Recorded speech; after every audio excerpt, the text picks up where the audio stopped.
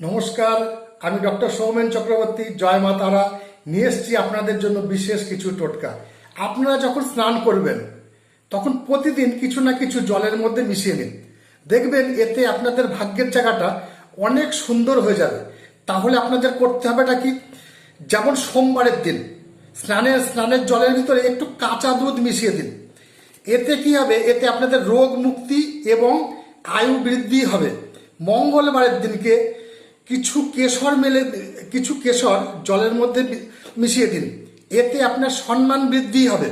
বুধবার জলের মধ্যে কিছু এলাচ মিশিয়ে দিন, দেখবেন এতে আপনার দুঃসময় অনেকটা দূরে চলে যাবে। বৃহস্পতিবার কিছু পরিমাণে হলুদের গুঁড়ো জলের মধ্যে মিশিয়ে দিন, দেখবেন এতে আপনার ব্যবসায় বিরাট একটা উন্নতি হচ্ছে। শুক্রবার